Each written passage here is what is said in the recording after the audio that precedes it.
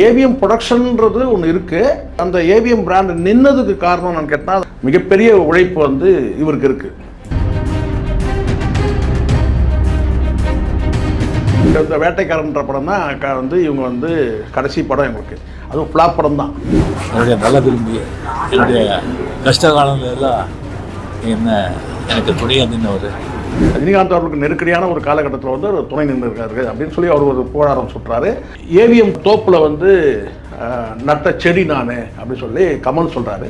கிட்டத்தட்ட கோடம்பாக்கமே திரண்டு வந்ததுன்றது தான் தகவல். விஜய்க்கு வந்து வெளியில் வந்தார்னா மழையில் நினைச்சிருவாரு. ஸோ அதனால் வராமல் இருக்கலாம். ஏவிஎம் சாருடைய பாடியை வந்து பனையூர் கொண்டு போனால் அங்கே இறுதி அஞ்சலி செலுத்துறாரு. ஒரு விஷயம் சொல்லுவாங்க, நல்லதில் கலந்துக்கலாம் கூட அவங்களுடைய துக்கத்தில் போய் கலந்துக்கணும். அவங்க எதுக்குமே போகிறது கிடையாது. நல்லது கெட்டது எதுக்கும் போகிறது கிடையாது. விஜய் ஏன் வரலன்னா விஜய் நன்றி இல்லைன்னு ஒன்றா எடுத்துக்க முடியும். ஒன்றா விஜய் வச்சு ஒரு படம் எடுக்கலாம், நன்றி கெட்டவன் அப்படின்னு சொல்லி ஒரு டைட்டில் வச்சு ஒரு படத்தை ஒன்றா வந்து ஏவிஎம் ப்ரொடக்ஷன் தயாரிக்கலாம். நீங்கள் கேட்ட கேள்விக்கு அவ்வளோதான் என்னால் பதில் சொல்ல முடியும்.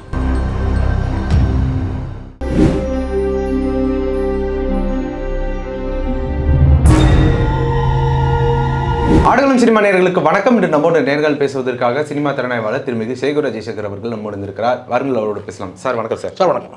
ஏவிஎம் சரவணன் அவர்கள் வந்து நேற்று மரணம் அடைந்து பிரபலங்கள் சூழ நேற்று வந்து இறுதி மரியாதை நடந்து அடக்கம் முடிஞ்சிருக்குது. இதில் பல திரைப்பிரபலங்கள் திரளாக பல பங்கு கொண்டு வந்திருக்கிறாங்க.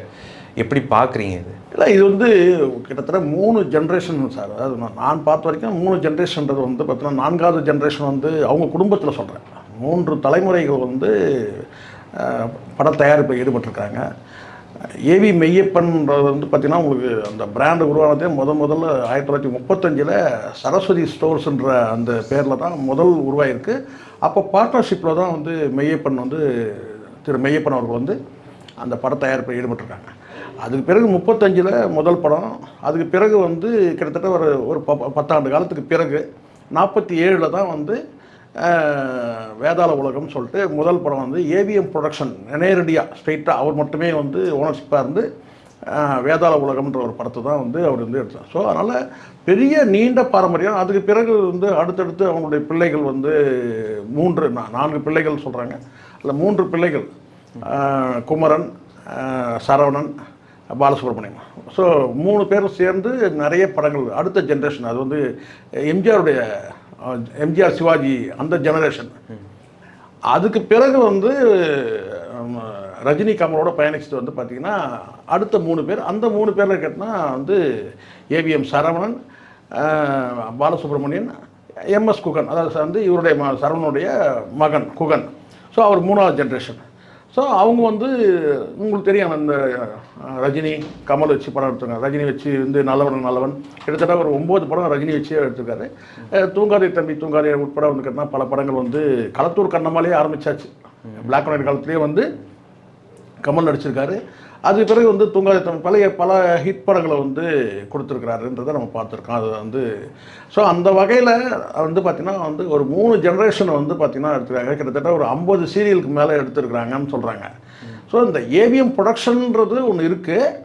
அந்த ப்ரொடக்ஷனில் வந்து பார்த்திங்கன்னா தலைமுறைகள் வந்து அடுத்தடுத்த தலைமுறைகள் வந்து அந்த பிராண்டு, அந்த ஏவிஎம்ன்ற அந்த பிராண்டை வந்து அதில் வந்து அந்த ஏவிஎம் பிராண்டு நின்னதுக்கு காரணம் நான் கேட்டால் அது மக்கள்கிட்ட வந்து அப்படியே எந்த வகையிலும் தோல்வி அடையாமல் கடைசி வரைக்கும் வந்து வெற்றிகரமாக அந்த பிராண்டு வந்து ஏவிஎம் ப்ரொடக்ஷன் நின்னதுக்கு காரணம் வந்து மிகப்பெரிய உழைப்பு வந்து இவருக்கு இருக்குது. தந்தையை காட்டிலும் தந்தை உருவாக்கினார்.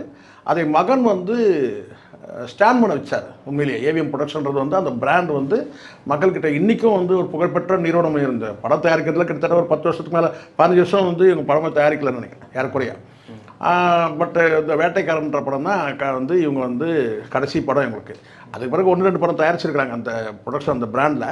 அது வந்து எல்லாமே வந்து லோ பட்ஜெட்டில் வந்து அறிமுகம் இல்லாத நடிகர்கள். பெரிய பிராண்ட் ஸ்டார்னும் போது பார்த்திங்கன்னா விஜய் நடித்த அந்த வேட்டைக்காரன் அந்த படத்தோட கடைசி படம் அவங்களுக்கு. அதுதான் பெரிய பிராண்டோட நின்ன படம். அதுக்கப்புறம் வந்து அவங்க பட தயாரிப்பே விட்டுட்டாங்க. இன்றைக்கி வந்து ரஜினி அவர்கள் சொல்கிறதெல்லாம் வந்து நெருக்கடியான காலகட்டத்தில் வந்து எனக்கு வந்து துணை நின்னார். எனக்கு வந்து அவருக்கு யாருக்கு ரஜினிகாந்த் அவர்களுக்கு நெருக்கடியான ஒரு காலகட்டத்தில் வந்து ஒரு துணை நின்றுருக்காரு அப்படின்னு சொல்லி அவர் ஒரு புகழாரம் சுட்டுறாரு. ஏவிஎம் தோப்பில் வந்து நட்ட செடி நான் அப்படி சொல்லி கமல் சொல்கிறாரு. ஸோ இப்படி வந்து ஒரு மிக சிறந்த ஆளுமை.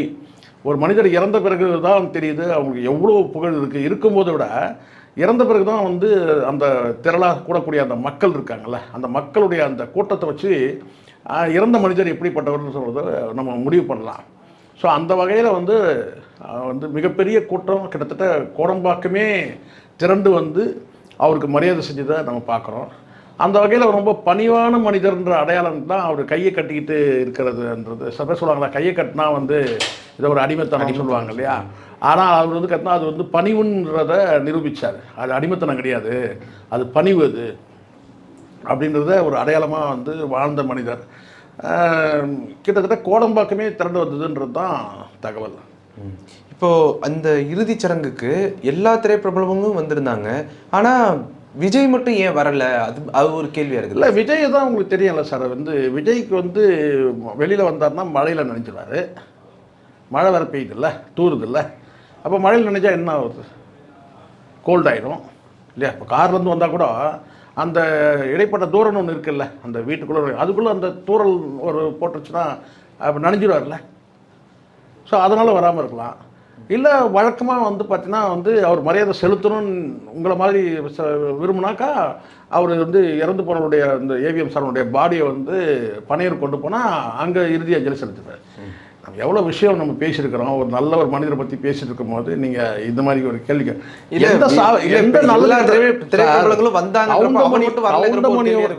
கேட்டதான சொல்கிறேன். கவுண்டமணியோட மனைவி இறந்ததுக்கு எதுக்காக போறதுக்குன்னா அந்த வீடு பக்கத்தில், இது வீடு பக்கத்துலேயே நடந்து போகிற தூரம் தான், பக்கத்து வீடு.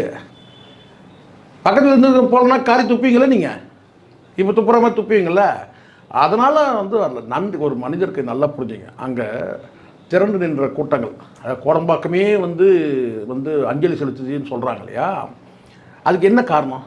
கிட்டத்தட்ட ஒரு 15 வருஷம் அவங்க படம் எடுக்கிறத கூட விட்டுட்டாங்க. வேட்டைக்காரன் தான் கடைசி ஃப்ளாப் படம், அதுவும் ஃப்ளாப் படம் தான். அதுவும் கூட பார்த்தீங்கன்னா வந்து ஏவிஎம் சரவணன் சார் அவர் எடுக்கலை அந்த படத்தை. அதை எடுத்தது வந்து பார்த்திங்கன்னா வந்து 3வது அவருடைய பிரதர் இருக்கார் பாலசுப்ரமணியம், அவரும் அவருடைய மகனும் சேர்ந்து எடுத்த படம் அது. ஆனால் ஏவிஎம் ப்ரொடக்ஷன், அதில் நோ டவுட்டு. ஸோ அவங்க குடும்பத்தில் ஒரு மரணம் துயரம் நமக்குன்னா கண்டிப்பாக விஜய் வந்திருக்கணும். விஜய் வந்து வரல. ஆனால் அங்கே வந்திருந்த கூட்டங்கள் எல்லாம் கேட்டால் ஐயோ இவங்க வந்து படம் தயாரிச்சுருக்கிறாங்க, நாளைக்கு நமக்கு வாய்ப்பு கிடைக்கலாம் அப்படின்ற எண்ணத்தில் வரல. அங்கே வந்திருந்த பெரும்பாலும் ரஜினி கமல் உட்பட லைஃப் கொடுத்தவங்கன்ற அந்த அடிப்படையில் நமக்கு ஒரு வாழ்க்கை கொடுத்தாங்க, ஒரு வாய்ப்பு நமக்கு கொடுத்தாங்க. அதை இவங்க மூலமாக நம்ம வந்து பார்த்தீங்கன்னா சினிமாவில் இன்றைக்கி இந்த நிலையை எட்டி இருக்கிறோன்ற அந்த அடிப்படையில் ஒரு நன்றி விசுவாசத்துக்காக வந்த கூட்டம் தான் அந்த கூட்டம். அப்படி இருக்கும்போது விஜய் ஏன் வரலன்னா விஜய் நன்றி இல்லைன்னு வேணால் எடுத்துக்க முடியும், அப்படி வேணால் எடுத்துக்கலாம். விஜய்க்கு நன்றி இல்லை. இது போன்ற ஒரு நிகழ்வு வந்து சார் ஒரு விஷயம் சொல்லுவாங்க, நல்லதில் கலந்துக்கலாம் கூட அவங்களுடைய துக்கத்தில் போய் கலந்துக்கணும். அவங்க சந்தோஷத்தில் நீங்கள் பங்கேற்கலாம் கூட பார்த்தீங்கன்னா அவங்களுடைய கஷ்டத்தில் நீங்கள் வந்து அதுதான் மனித நேயம், மனித தன்மை. இந்த இடத்துல வந்து விஜய் வரலேன்னு நீங்கள் கேட்குறீங்கல்ல, இந்த கேள்வியே வந்து பார்த்தீங்கன்னா வந்து ஒரு அபத்தமானது. ஏன்னு கேட்டிங்கன்னா அவன் எதுக்குமே போகிறது கிடையாது, எதுக்குமே போகிறது, நல்லது கெட்டது எதுக்கும் போகிறது கிடையாது. இந்த இடத்துல வந்து முதலமைச்சர் வந்து அவருடைய எவ்வளோ பொறுப்புகள் இருந்தாலும் கூட அந்த இடத்துல போகிறாருன்னு கேட்டால் இறந்து போன மனிதர் யாருன்றது அவருக்கு தெரியும். யார் முதலமைச்சராக இருக்கட்டும் அங்கே போன அத்தனை பேருக்குன்னு கேட்டால் இறந்து போனவருடைய ஆளுமை வந்து எப்படி ஒரு பெருமைக்குரிய ஒரு மனிதர், அந்த பெருமைக்குரிய மனிதருக்கு நம்ம மரியாதை செலுத்துவதன் மூலமாக நாமளும் கூட வந்து பார்த்திங்கன்னா வந்து ஒரு பெருமைக்குரிய மனிதராக மாறுவோம். உண்மைதானே இது? ரஜினிகாந்த் அவர்கள் வந்து ஓடோடி போய் அங்கே உட்காந்து வந்து பண்ணுறாரு, வந்து கமலஹாசன் வந்து போய் வந்து அங்கே அந்த மரியாதை, அதுக்கெல்லாம் என்ன காரணம்? அடிப்படையில் என்ன காரணம்? அந்த புகழ் சுற்றுறதுன்றது எதுக்காக அது பண்ணுறாங்கன்னா நம்ம அதை நன்றி நினைக்கிறது. கடந்த காலம் நம்ம வந்து இன்றைக்கி இந்த ஆளுமையாக நிற்கிறோம்னா அவங்க வந்து பட தயாரிப்பில் நம்மளும் வந்து பங்கேற்றிருக்கிறோம். அதன் மூலமாக நமக்கு ஒரு புகழ் வெளிச்சம் கிடைச்சிருக்கு.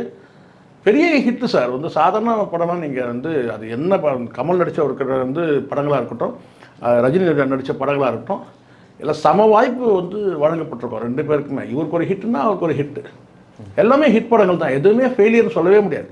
ஆனால் விஜய் வச்சு ஒரே ஒரு படம் எடுத்தாங்க, இது ஒரே ஒரு கிட்டத்தட்ட ஒரு 80 படம்ன்றது தமிழில் மட்டுமே 80 படத்துக்கு மேலே தயாரிச்சிருக்கிறதா சொல்கிறாங்க. அந்த ஒரே ஒரு படம், அந்த படம் ஃபெயிலியர். வேட்டைக்காரன் ஃபெயிலியர். அது ஃபெயிலியர் ஆகுது வந்து பார்த்தீங்கன்னா சக்ஸஸ் ஆகுதுன்றலாம் இல்லை. இந்த இடத்துல வந்து நீங்கள் வந்து அந்த உங்களுடைய மரியாதை செலுத்தலைன்னா அவ்வளோதான். உங்களுக்கு தெரிஞ்ச நன்றி விசுவாசம் அவ்வளோதான்றது. அப்படி தான் நான் சொல்கிறேன். எப்படி இருந்தாலும் ஐயோ இதை போனால் தான் நன்றியான்னு கிடையாது, அப்படி கிடையாது. இந்த இடத்துல வந்து இதுக்கு மேலே இன்னொரு முறை வந்து ஏவிஎம் சரவணன் வந்து பிறந்து வர போகிறாரா? கிடையாது இல்லை. அப்போ மிகப்பெரிய வந்து ஒரு வயது மூப்புள்ள வந்து ஒரு அதுவும் ஒரு பாரம்பரியம் மிக்க குடும்பத்தில் பிறந்து சினிமாவில் வந்து ஒரு சாதிச்சவர், உலக சினிமாவோட வந்து பார்த்திங்கன்னா வந்து ஒரு அடையாளமாக பார்க்கப்படுறாங்க. உலக சினிமாவோட சொல்கிறாங்க வந்து பார்த்தீங்கன்னா சர்வதேச திரைப்பட தயாரிப்பாளர் சங்கத்துக்கு அவர் துணைத் தலைவராக. ஸோ அப்படி இருக்கும்போது அந்த மாதிரி ஒரு மனிதருக்கு வந்து நீங்கள் வந்து மரியாதை செலுத்துறதுன்னு கேட்டால் விஜய் தான் இதில் வந்து பார்த்தீங்கன்னா வந்து வந்து சிறுமையாக பார்க்கப்படுறாரு. ஒரு புகழ் குன்றிய மனிதராக இருக்கிறாரு. ஒரு புகழ்பெற்ற மனிதருக்கு வந்து உங்களுக்குள்ள அந்த பொசிஷனில் போய் நீங்கள் ஒரு மரியாதை கொடுக்கலன்னா நீங்கள் வந்து பார்த்தீங்கன்னா வந்து இன்னும் வந்து பார்த்தீங்கன்னா சின்ன புத்தியில் இருக்கிறீங்கன்னு அர்த்தம். அப்படி தான் நம்ம இதை எடுத்துக்க முடியும். திரும்பி வெளிநாட்டில் இல்லை, ஷூட்டிங்கில் இல்லை, எங்கேயுமே இல்லை. அரை மணி நேரம் ஆகும். ஆனால் அவங்களுக்கு வந்து பார்த்தீங்கன்னா அது மனசு வேணும் இல்லை சார். ஒருத்தர் துக்கத்தில் போய் கலந்துக்கிறதுக்கு ஒரு பெருந்தன்மை வேணும். அதுக்கான மனசு அது இல்லை. அப்போ சின்ன புத்தியில் இருக்கிறான்னு பொருள். விஜய் பொறுத்தவரை சின்ன புத்தியில் இருக்கிறான், அவ்வளோதான். அப்படி தான் நம்ம எடுத்துக்கணும். இப்போ ஏவிஎம் ப்ரொடக்ஷன்ஸுடைய அடுத்த படம் வர்றதுக்கான வாய்ப்பு இருக்குது அப்படின்னு நீங்கள் பார்க்குறீங்களா? ஏன்னா வந்து முன்னாடி நம்மலாம் சின்ன பிள்ளையாக இருக்கும்போது ஏவிஎம்மில் வந்துட்டு ஒரு மியூசிக் வரும், ஏவிஎம் ப்ரொடக்ஷன்ஸ்னு வரும், அது ஏவிஎம் உடைய நிறுவனருடைய படம் வந்து வச்சுருப்பாங்க, அதெல்லாம் பார்த்துருக்குறோம். அப்படிங்கிறப்ப இந்த ப்ரொடக்ஷன்ஸுடைய அடுத்த கட்ட படங்கள்லாம் வர்றதுக்கு வாய்ப்பு. ஏற்கனவே வந்து 15 வருஷமாக அவங்க படம் எடுக்கிறத விட்டாங்க சார். டிவி சீரியல் பக்கம் போனாங்க. நான் சொல்கிறது ஏவிஎம் அந்த பிராண்டில் யாருமே வந்து அந்த குடும்பத்தை சார்ந்தவங்க, எந்த ஜென்ரேஷனை சார்ந்தவங்களும் வந்து அவங்க படம் எடுக்கிறத விட்டாங்க. அதுக்கு காரணம் வந்து பார்த்திங்கன்னா அவர் ஏவிஎம் சரவணனே ஒரு முறை வந்து நேர்காணலில் சொல்லியிருக்கிறாரு. அந்த நேர்காணல் நீங்கள் வந்து பாருங்கள். அதில் என்ன சொல்லியிருக்காருன்னா, இது வந்து கார்ப்பரேட் ஆகிடுச்சு, மோர் எக்ஸ்பென்சிவ் ஆகுது, அதுக்கு நிறைய செலவாகுது, இது சினிமாவே கார்ப்பரேட் ஆனதுனால நம்ம வந்து லாபகரமாக இதை கொண்டு போக முடியல, அதனால் வந்து நாங்கள் படத்தை எடுக்கிறத விட்டுட்டோன்னு அவரே சொல்கிறாரு. அது ஓடிடி அந்த மாதிரியான மேபி எல்லாத்தையும் சொல்கிறேன் சார். இந்த இடத்துல ஓடிடி கூட எல்லாமே நான் சொல்கிறேனே. இன்றைக்கி வந்து சினிமா வந்து உலகமயமாயிடுச்சு, கார்ப்பரேட் ஆனதுனால இங்கே வந்து லாபகரமாக ஒரு தொழிலை செய்ய முடியல. காரணம் கேட்டால் உங்களுக்கு தெரியும், எல்லாம் பிரம்மாண்ட இயக்குனர்ன்றான், இது பிரம்மாண்ட நடிகர்ன்றாங்க. ஸோ நீங்கள் ரஜினி, கமல் உட்படமே நீங்கள் அதை இன்றைக்கி இருக்கிற வந்து எல்லாருமே என்ன சொல்கிறேன்னா பேன் இண்டியா மூவின்றான். ஒரு 10 படம் எடுக்கிறான், அடுத்தது வந்து கேட்டால் நான் வந்து பேன் இண்டியா ஸ்டாருன்றான். உலகம் முழுவதும் என் படம் ரிலீஸ் ஆகுதுங்கிறான். அதுக்கேற்ற எனக்கு சம்பளம் ஒன்றுன்றான். ஆனால் படம் ஓடுதான்னு பார்த்தீங்கன்னா 2 நாள் கூட ஓட மாட்டேங்குது, 3 நாள் கூட ஓட மாட்டேங்குது. ஆனால் இன்றைக்கி வந்து அந்தளவுக்கு கதாநாயகர்கள் வந்து இன்றைக்கி வந்து சம்பளத்தை வந்து கோடிக்கணக்கில் ஏற்றிட்டான். சரி, அவனுக்கு தான் ஏற்றினானுங்கன்னு பார்த்தீங்கன்னா இன்னொரு பக்கம் வந்து இயக்குநர்கள் வந்து பார்த்தீங்கன்னா 2 படம் தான் இயக்குறான், 3வது படம் வந்து கேட்டால் வந்து நான் பிராண்ட் இயக்குனர்ன்றான், மெகா இயக்குனர்ன்றான். அப்போ அதுக்கேற்ற சம்பளத்தெல்லாம் வந்து கேட்டால் எப்போ வந்து சங்கர், மணிரத்னம் இவங்க போன்றவர்கள் வந்த பிறகு எல்லாமே வந்து பார்த்திங்கன்னா வந்து பிரம்மாண்ட இயக்குனர்ன்ற பேர் வந்து எல்லாருமே எடுத்துட்டாங்க. அப்படி இருக்கும்போது அதுக்கேற்ற சம்பளம் வந்து கோடிக்கணக்கில் சம்பளங்களை கூட்டி நடிகர்களுக்கு சம்பளம், இயக்குநர்களுக்கு சம்பளம், இருக்கிற அத்தனை ஆர்டிஸ்டுகளுக்கும் வந்து கோடிக்கணக்கில் சம்பளத்தை கொட்டி எல்லாம் படம் வந்து தயாரித்து வெளியே கேட்டால் அந்த படத்துக்கான லாபம் இருக்குன்னா நிச்சயமாக இல்லை, நஷ்டமாக. அதனால தான் பல பேர் அழிஞ்சு போயிட்டான். இப்போ விஜய் வச்சு எடுத்த வந்து இப்போது ரஜினி, கமல் வச்சு எடுத்தவங்க வந்து படம் எடுத்தவங்கன்னா கமலை கூட சொல்ல முடியும் நீங்கள் நஷ்டமாயிட்டாங்க. ஆனால் ரஜினி வச்சு எடுத்தவங்க யாருமே நஷ்டப்படவே இல்லை, எந்த தயாரிப்பாலும் நஷ்டம் இல்லை. அப்படி ஏதாவது சரிவு ஏற்பட்டால் கூட கூப்பிட்டு படத்தை கொடுத்துருக்காரு. அது கடந்த காலத்தில் நடந்திருக்கு. அப்படி ஏதாவது சின்ன சேதாரம் இருந்தால் கூட அந்த வந்து டிஸ்ட்ரிபியூட்டரை கூப்பிட்டு வந்து அவங்க நஷ்டம் அடையாத அளவுக்கு வந்து அதுக்காக வந்து அவர் ஈடுகட்டியிருக்காரு. ஸோ அந்த மாதிரி இன்றைக்கி வந்து பார்த்திங்கன்னா வந்து நடிகர்களை நம்பிலாம் இன்றைக்கி எடுக்க முடியாது. நீங்கள் பணத்தை வாங்கிட்டு போயிடறான், இயக்குனர் வந்து பணத்தை வாங்கிட்டு போயிடறான், நஷ்டம் அடைகிறோம், அதோட காலி ஆகிடறான். இப்போ விஜய் வந்து பார்த்திங்கன்னா படம் வச்சு படம் எடுத்த கிட்டத்தட்ட 60 படங்களுக்கு மேலே வந்து 63 படம்னா அதில் கிட்டத்தட்ட வந்து பார்த்திங்கன்னா ஒரு 40 இயக்குநர்கள் எங்கே போனானே தெரியல, அந்த அளவுக்கு தான் இருக்கிறாங்க. ஒருத்தர் 2 பேர் இந்த தானு இந்த போன்ற தயாரிப்பாளர்கள் அப்படி இருக்கிறாங்க. கிட்டத்தட்ட ஒரு 40 தயாரிப்பாளர் வந்து விஜய் பயிற்சி படம் எடுத்தவங்கலாம் எங்கே போயிட்டான், அந்த பிச்சை எடுத்துட்டு இருக்கான், சில பேர் செத்தே போயிட்டான், தலைமுறை ஆகிட்டான். ஸோ அந்த மாதிரி வந்து பார்த்திங்கன்னா நிறைய பேர் இன்னும் என்ன பண்ணிட்டு இருக்கிறான்னு கூட தெரியல, அந்த அளவுக்கு வந்து இருக்கிறான். அப்படி இருக்கும்போது வேட்டைக்காரனா நீங்கள் வந்து உதாரணத்துக்கு எடுத்துக்கலாம். கடைசியாக வந்து கையை சுட்டுக்கிட்டார் பாலசுப்ரமணியன் தனியாக வந்து அதாவது இந்த 3 பேர் சேர்ந்து படம் எடுத்து அவங்க விட்டுட்டாங்க. அதுக்கப்புறம் கடைசியாக எடுத்தது வந்து கேட்டால் பாலசுப்ரமணியன் தான் வந்து அவருடைய மகன் வச்சு எடுத்தார். ஏவிஎம் ப்ரொடக்ஷனில் வேட்டைக்காரன் ஊற்றிச்சு. ஸோ ஸோ அதனால் அவங்க கேட்டால் இப்போ அடுத்த ஜென்ரேஷன் யாராவது நீங்கள் கேட்குற மாதிரி கேட்டால் ஒன்றா விஜய் வச்சு ஒரு படம் எடுக்கலாம், நன்றி கெட்டவன் அப்படின்னு சொல்லி ஒரு டைட்டில் வச்சு ஒரு படத்தை ஒன்றா வந்து ஏவிஎம் ப்ரொடக்ஷன் தயாரிக்கலாம். நீங்கள் கேட்ட கேள்விக்கு அவ்வளோதான் என்னால் பதில் சொல்ல முடியும். உங்களுடைய நேரத்தை ஒதுக்கி எங்களோட கருத்துக்களை பகிர்ந்தமைக்கு நன்றி சார். நன்றி சார்.